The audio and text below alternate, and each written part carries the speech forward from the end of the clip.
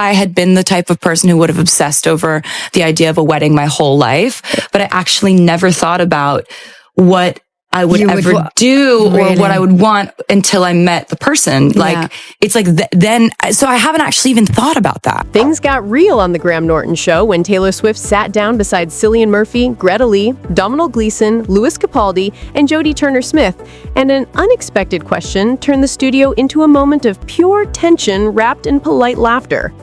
It started off smooth. Taylor was her usual charming self, sipping white wine and trading jokes, until Jodie Turner-Smith casually dropped the question that made the room freeze. So, Taylor, are you planning to have babies soon? Audience members say Taylor immediately played it off, pretending not to hear. Classic Swift move. But Jodie doubled down, asking again, this time even more directly. That's when Taylor paused, laughed, and took a slow, strategic sip of her wine like she was buying time to decide whether to answer or teleport off the stage. Before things could spiral into total awkwardness, Graham Norton, the master of saving live TV, swooped in, changing the subject and rescuing everyone with his signature British humor. Taylor, ever the queen of composure, joked that maybe that kind of talk was best saved for backstage, and teased she'd text Jodie later about it. The exchange lasted seconds, but fans online lost it. Some praised Taylor for her cool, unbothered response, while others slammed the question as way too invasive. One fan even quipped, "Jodie just lost her wedding invite." And speaking of weddings, Taylor had already been making headlines earlier in the episode after she dropped a playful hint about her upcoming nuptials with Travis Kelce. She admitted the event will be huge because, according to her, doing something small actually feels more stressful. Only Taylor Swift can make a massive glittering wedding sound like the low-pressure option. Awkward baby questions aside, Taylor Swift handled the whole thing like the seasoned pro she is, polished, poised, and just the right amount of playful. Because if there's one thing Taylor's mastered by now, it's knowing exactly when to take the mic and when to just sip the wine. She was glowing, full-on post-album release radiance when she appeared on The Graham Norton Show, filmed just ahead of the Friday night drop of The Life of a Showgirl. Dressed in a black, jewel-encrusted David Coma halter mini and flashing that now iconic, old mine brilliant cut engagement ring, she was the perfect mix of rock star confidence and newly engaged bliss. Sources in the audience say she couldn't stop smiling as she chatted about her fiancé, her music, and the surreal, cinematic whirlwind her life has become. And when Graham asked about Travis Kelce's thoughts on her new record, Taylor's answers sent fans into a collective meltdown. She revealed that Travis does have a favorite track, Opalite. And it's not just a random choice. The song is actually dedicated to him, inspired by his birthstone. Romantic? Absolutely. On brand for Taylor Swift? 100%. She said, before diving a little deeper into the meaning, growing opals in a lab is kind of like making your own happiness, choosing to rise above the trials and create something beautiful on your own terms. In classic Swift fashion, the song itself is a dreamy, Fleetwood Mac-inspired soft rock number with lyrics that shimmer like its title. I had a bad habit of missing lovers past, before lifting into the ethereal chorus, now the sky is opalite. And then comes the line that every Swiftie immediately pegged as Travis-coded. Oh my god, never made no one like you before. Subtle? Not really. Adorable? Absolutely. Opalite is a song about like kind of forgiving yourself for having gone through something that didn't pan out the way you wanted it to. I'm just happy that that song exists, and also like that chorus I'm really just stoked about how like absolutely infectious. It's giving yourself permission to like not have it all figured out or not marry the first person you ever dated. Not in that situation when you don't know. You know. Taylor also got real about her engagement, and let's just say Travis Kelce absolutely understood the assignment. He really crushed it in surprising me, she said, smiling like someone still replaying the entire moment in her head. According to Taylor, while fans thought Travis was busy recording an episode of his podcast, he was secretly transforming the backyard of his house into a full-blown enchanted garden, the exact spot where he popped the question. He went all out, she gushed. 10 out of 10, no notes. Because when it comes to grand gestures, Travis clearly speaks Taylor's love language, in florals, fairy lights, and flawless timing. Inside the hedges was my tour photographer hiding in bushes that had not previously been there. He went all out, 10 out of 10. Meanwhile, behind his house, he was having the whole back garden turned into this. That is amazing. Take note. Yeah, it's really fun that we actually have the exact moment. And in true Taylor Swift fashion, she's keeping things perfectly balanced. Glam, grounded, and just a little bit glittery. When the topic of wedding planning came up, Taylor admitted she's pressing pause on the bridal chaos for now. She called it fun, of course, but confessed that she wants to finish riding the wave of her new album's release before diving headfirst into aisle prep. Priorities? Music first, marriage next. This little bombshell of an appearance came just hours after The Life of a Showgirl officially hit streaming, marking her 12th studio album and her first since announcing her engagement to Travis Kelce in that now legendary Instagram post captioned, "Your English teacher and your gym teacher are getting married." Only Taylor could turn a caption into a cultural moment.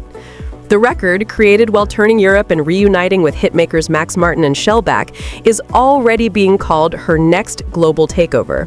With 12 tracks, including a fan-favorite collab with Sabrina Carpenter on the title track, the album shimmers with everything Swift does best: glitter, guts, and unapologetic romance. It's soaked in themes of love, fame, and the kind of once-in-a-lifetime connection that clearly changed everything for her. From ethereal metaphors to suburban daydreams, this isn't just another Taylor era. It's a love story set to melody. She's not writing breakup ballads anymore. She's writing her next chapter, one dazzling lyric at a time.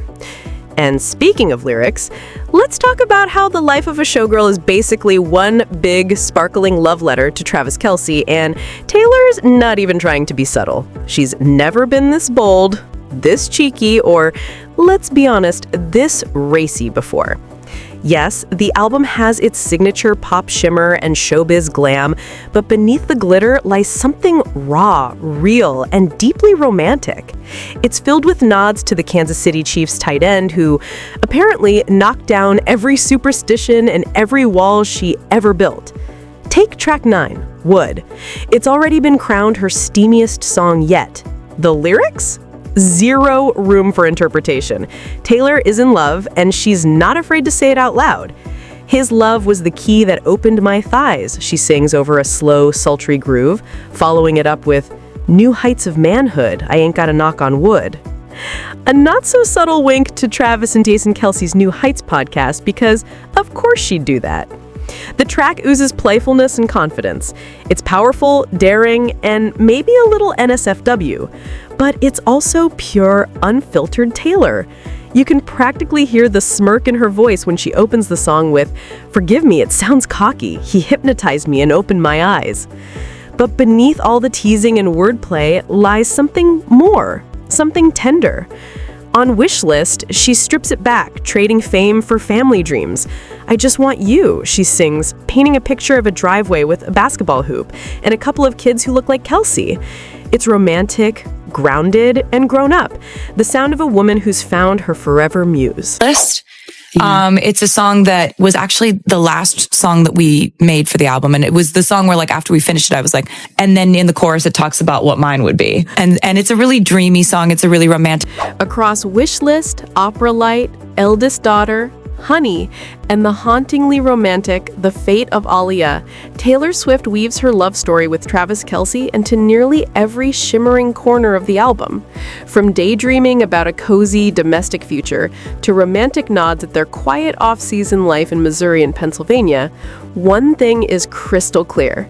This man changed the game. If the Tortured Poets department was heartbreak and grayscale poetry, The Life of a Showgirl is its sparkling, fearless sequel, glitter, grit, and full-blown infatuation under neon lights. It's also a milestone moment. This is Taylor's first album as an engaged woman, her first since fully reclaiming her masters, and her first without longtime collaborator Jack Antonoff. Instead, she reunited with powerhouse producers Max Martin and Shellback, the hitmakers behind 1989 and Reputation, and the result is nothing short of a pop renaissance. The sound? Pure, unapologetic pop, Bold, bouncy, and lyrically razor sharp. The kind of record that reminds everyone exactly why Taylor Swift runs the show. And with the music came a complete aesthetic transformation. Gone are the soft cardigans, vintage typewriters, and folklore filters.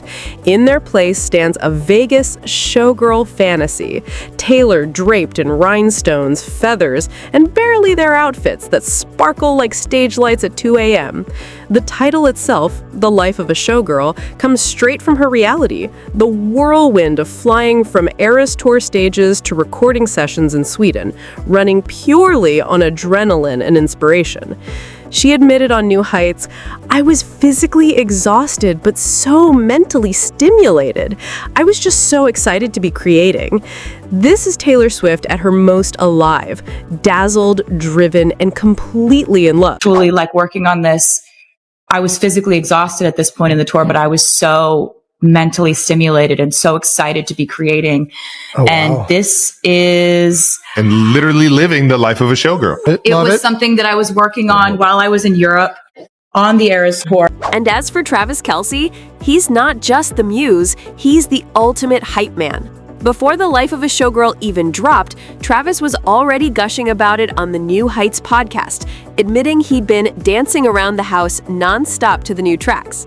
"It's just so much fun to listen to," he told fans, adding that Taylor still has the pop beats, but there's something so poetic in her melodies and her references. It's the kind of effortless, genuine support that only makes fans love them more. The NFL star who fell for the songwriter, now proudly cheering her on like she just scored the winning touchdown. It's a lot more upbeat, and it's a lot more like fun pop, like excitement. And Yeah, I think that's a great way to that's a put that. completely like 180 from a lot of the songs on Torture Poets for sure. I've been fortunate enough to hear every single song on here, so I know they're all 12 bang. It turns out Travis wasn't just dancing to the album early, he was one of only 5 people on Earth who got to hear The Life of a Showgirl before its release. The ultra-exclusive inner circle included Taylor's longtime publicist, Tree Payne, an unnamed studio engineer, and producers Max Martin and Shellback. That's it. 5 people. Of course, in true Swift fashion, even tight security couldn't stop what always happens, a low-quality leak just hours before the official drop. But instead of spoilers ruining the fun, it only cranked the anticipation higher. Swifties wasted zero time diving in, dissecting every lyric like a thesis, decoding metaphors, shipping theories, and debating whether a few subtle jabs were aimed at exes or music rivals like Charli XCX or Olivia Rodrigo. Twitter, TikTok, and Reddit went into full investigation mode. And just when the frenzy hit its peak, Taylor pulled one last surprise, announcing a theatrical release party for The Life of a Showgirl. Playing in 540 AMC theaters across the US, fans got an exclusive first look at the Fate of Alia music video, never before seen behind-the-scenes footage, and personal commentary straight from Taylor herself. It wasn't just an album release, it was a cinematic event, perfectly crafted by the woman who's turned every era of her life into a story worth watching. Explain sort of inspirations behind different parts of songs or why I wrote things a certain way. My camera operator, Colin, said, like, it's a shame that this isn't going to be seen on like a big screen. It's such a massive production. I kind of give them an inside scoop into what went into writing this particular song. Then I'd play it. And it's a music video debut. Right. So it's a premiere of a brand new music video that you can only see in theaters. It's not going to go online. The 89-minute film, a cheeky nod to her birth year and a certain iconic album, is already breaking records, projected to pull in $30 to $50 million, with a jaw-dropping $15 million in pre-sales within the first 24 hours. So yeah, the Swift-Kelce era isn't coming, it's here, loud, glittering, and impossible to ignore. The Life of a Showgirl is the official soundtrack to it all. Smexy, sparkly, vulnerable, and absolutely sure of itself. Taylor's in love, in control, and in her prime, and she's letting the entire world watch her strut. But now, let's address the elephant in the room. When Taylor dropped the track list for The Life of a Showgirl, fans immediately zoomed in on one particular song, Ruin the Friendship. And within hours, the internet did what it always does: speculate. Rumors exploded that the track might be about a falling out with her longtime bestie, Blake Lively, especially after Blake's messy legal drama with It Ends With Us director Justin Baldoni started dragging Taylor's name into headlines. Fans asked the obvious: did the off-screen chaos spill into their friendship? But here's the twist: it didn't. That theory's officially dead and buried. Ruin the Friendship isn't about Hollywood betrayal or celebrity beef. It's a slow burn heartbreaker that travels much further back, all the way to high school Taylor. Instead of drama, it's nostalgia. The song paints vivid little snapshots: Gallatin Road, watching football from his Jeep, prom night shoutouts to 50 Cent. It's young love and missed chances, until suddenly it's not. Just when you're wrapped in that what could have been feeling, Taylor hits you with a gut punch. Her voice softens to a whisper as she sings, "When I left school, I lost track of you. Abigail called me with bad news. Goodbye." And that name, Abigail, isn't just a lyric. It's Abigail Anderson Berard, Taylor's real-life best friend since her Fearless days. The same Abigail from 15. The song never says who they lost, but the grief is unmistakable. She sings about flying home, standing at the grave, whispering the words she never got to say. Should have kissed you anyway. It's raw, tender, and heartbreakingly human. A vintage Swift sucker punch straight to the chest. By the end, she leaves listeners with one simple, devastating truth. The kind of lyric that echoes long after the music fades. My advice is always ruin the friendship. Better that than regret it for all time. So no, it's not about Blake. Not even close. It's about lost time, missed chances, and the kind of heartbreak that never really leaves you. Damn you, Taylor Swift, you've done it again. That's all for this one, folks. If you survived that emotional roller coaster, don't forget to like, subscribe, and brace yourself, because the Showgirl era is just getting started.